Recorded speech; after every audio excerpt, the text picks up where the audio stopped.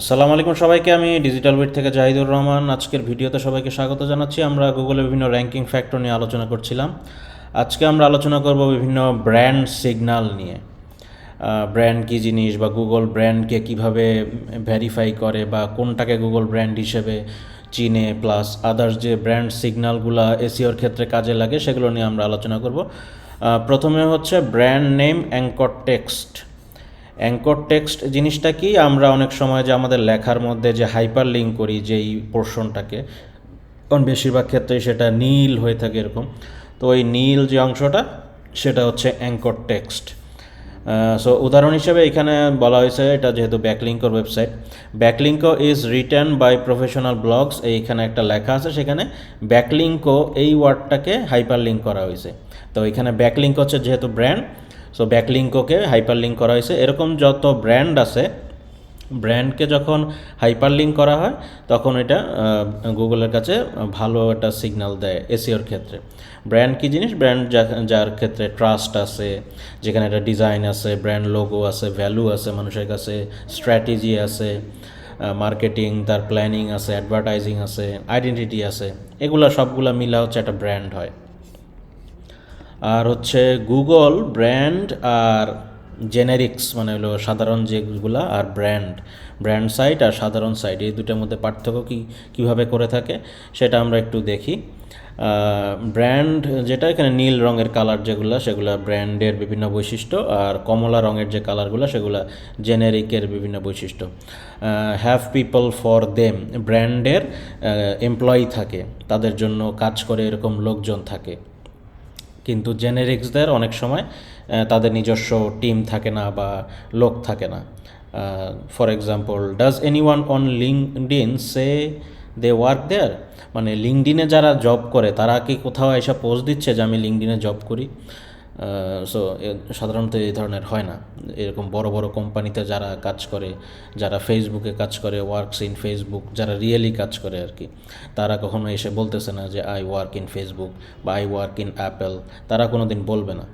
কিন্তু তাদের তাদের নিজেদের কাজের মাধ্যমে সেটা প্রমাণ হয়। সো যখন এরকম আলাদা কোনো ব্র্যান্ড থাকে, ব্র্যান্ডের নিজস্ব টিম থাকে, বাট জেনেরিক্সের নিজস্ব টিম থাকে না। ব্র্যান্ডের সোশ্যাল পেজ থাকে, কিন্তু জেনেরিক্স যারা আছে নর্মাল যাদের, তাদের বেশিরভাগ ক্ষেত্রে অনেক সময় সবগুলো ঠিকঠাক মতো সোশ্যাল প্রেজেন্স থাকে না। ফেসবুকের তো কোনো কোম্পানি পেজ নাই, ফেসবুকের তো কোনো কোম্পানি পেজ দরকার হয় না, বা টুইটারের তো কোনো ভেরিফাইড অ্যাকাউন্ট, টুইটারের নিজস্ব তো কোনো ভেরিফাইড অ্যাকাউন্ট দরকার নেই, ও নিজেই বস। বা লিঙ্কডিনের তো কোনো কোম্পানি পেজ নাই, তো এরকম। সো ওদের দরকার হয় না আসলে। Display obvious contact about or reversed about page, এখানে অ্যাবাউট পেজ যেখানে ব্র্যান্ড সেখানে অবশ্যই স্ট্রং একটা অ্যাবাউট পেজ থাকতে হবে। আর জেনেরিক্সে সাধারণত একটা কন্ট্যাক্ট ফর্ম থাকে সাধারণত তাদের সাথে যোগাযোগ করার জন্য, তাদের ওরকম অ্যাবাউট পেজ বা কন্ট্রাক্ট পেজ, এগুলা কন্ট্যাক্ট পেজ সেগুলা দরকার হয় না জেনেরিক্সের। আবার রেজিস্টার, কোনো গভর্নমেন্ট রেজিস্টার্ড থাকে, ব্র্যান্ডগুলোকে বিভিন্ন গভর্নমেন্ট রেজিস্টার্ড থাকে, কিন্তু জেনেরিক্সের কোনো রেজিস্ট্রেশন দরকার হয় না। তারপরে ব্র্যান্ডের যারা ব্র্যান্ড থাকে তাদের নামে অনেক মানুষ সার্চ করে, বাট যারা জেনেরিক্স তাদের নাম লিখে কেউ সার্চ করে না। অফলাইন মার্কেটিং বা অ্যাডভার্টাইজিং ক্যাম্পেইন থাকে বিভিন্ন ব্র্যান্ডের, বাট যারা রিয়েল ওয়ার্ল্ড তারা আসলে ওরা স্কিপ করে, জেনেরিক্স যারা সাধারণ যারা ওরা ওগুলো স্কিপ করে। তারপর অফিস বা ফিজিক্যাল অ্যাপ প্রেজেন্স থাকে একটা ব্র্যান্ডের, আবার যারা সাধারণ ওদের প্রেজেন্স থাকে না, এরকম এগুলো বিভিন্ন বৈশিষ্ট্য দেখে গুগল ব্র্যান্ড সিগন্যালটা নির্ধারণ করে যে কোনটা ব্র্যান্ড আর কোনটা সাধারণ।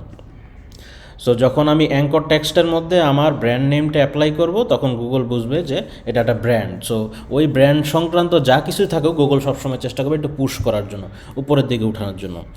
এর পরের পয়েন্ট হচ্ছে ব্র্যান্ডেড সার্চেস।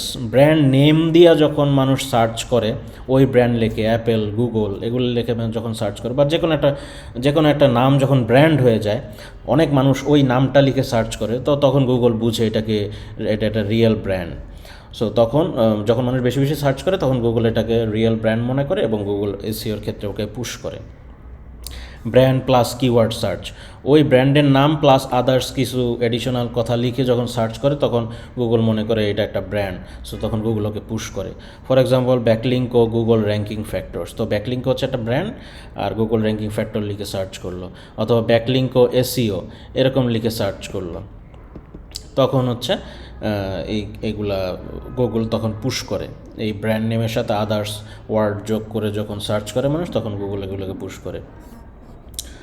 এরপর হচ্ছে site has Facebook page and likes, যেই ব্র্যান্ড পেজগুলার ফেসবুক পেজ আছে এবং পেজে অনেক লাইক আছে, সেগুলোকে গুগল ব্র্যান্ড হিসেবে কাউন্ট করে এবং তাকে এসইওর ক্ষেত্রে পুশ করে। Site which has Twitter profile with followers, যেই সাইটগুলোর ফলোয়ার আছে যথেষ্ট পরিমাণ এবং টুইটার প্রোফাইল আছে, তাদেরকে গুগল ব্র্যান্ড হিসেবে কাউন্ট করে। তো এই 5টা পয়েন্ট আপাতত আজকের ভিডিওতে বললাম, আগামী ভিডিও দেখার আমন্ত্রণ রইল। কারো কোনো কোশ্চেন থাকলে কমেন্ট সেকশনে জানাবেন। আসসালামু আলাইকুম সবাইকে।